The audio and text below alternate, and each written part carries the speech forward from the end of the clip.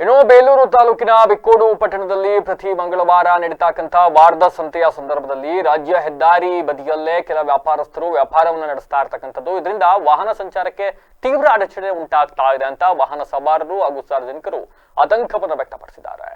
ನಿಯಮವನ್ನು ಸ್ಪಷ್ಟವಾಗಿ ಸೂಚಿಸುವ ಫಲಕ ಇದ್ದರೂ ಅದನ್ನು ನಿರ್ಲಕ್ಷಿಸಿ ಬೈಕ್ಗಳನ್ನು ರಸ್ತೆ ಬದಿಯಲ್ಲಿ ನಿಲ್ಲಿಸುತ್ತಿರುವ ಪರಿಣಾಮ ಮುಖ್ಯ ರಸ್ತೆ ಕಿರಿದಾಗಿ ವಾಹನಗಳ ಸಂಚಾರಕ್ಕೆ ಅಡಚಣೆ ಉಂಟಾಗ್ತಾ ಇದೆ.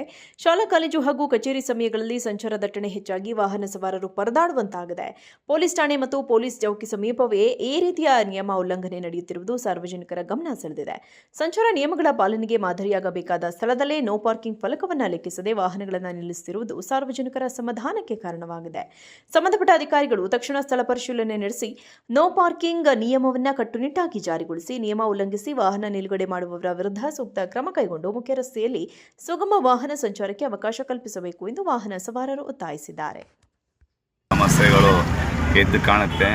ಇಲ್ಲಿನ ಗ್ರಾಮ ಪಂಚಾಯಿತಿ ವತಿಯಿಂದ ಹಾಗೂ ಶಾಸಕರು ಅಥವಾ ಈ ತಾಲೂಕು ಆಡಳಿತದಿಂದ ಸಂತೆಗೆ ಬೇರೆ ಜಾಗ ಮಾಡಿಕೊಡಿ. ಯಾಕೆಂದರೆ ನೋಡಿ ಇಲ್ಲಿ ತುಂಬ ತೊಂದರೆ ಆಯ್ತಿದೆ ಪಾಪ. ಇಲ್ಲಿ ಎಲ್ಲರಿಗೂ ಓಡಾಡೋದಕ್ಕೆ ನೋಡಿ ಆ ಕಡೆ ಕಾರ್ ಇದೆ, ಸೈಡ್ ಕೊಡೋಕ್ಕಾಗಲ್ಲ. ಇಲ್ಲಿ ಅಷ್ಟು ವೆಹಿಕಲ್ಸ್ ಇದೆ, ಆ ಥರ ಮೈ ಮೇಲೆ ಬರ್ತಾರೆ ನೋಡಿ.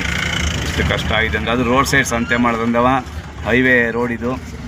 ಬೇಲೂರು ಸಕಲೇಶಪುರ ಹಿಂಗೆಲ್ಲ ಓಡಾಡ್ತವೆ ಸಿಕ್ಕಾಬಟ್ಟೆ ವೆಹಿಕಲ್ಸು, ಬಸ್ಸುಗಳು, ಲಾರಿಗಳು, ಕಾರುಗಳು ಬೇಕಷ್ಟು ಓಡಾಡ್ತವೆ. ನೋಡಿಲಿ ಅಪಘಾತ ಆಗೋದು ಇದೆಲ್ಲ ಸಂಭವ ಜಾಸ್ತಿ ಇರುತ್ತೆ ಇಲ್ಲಿ.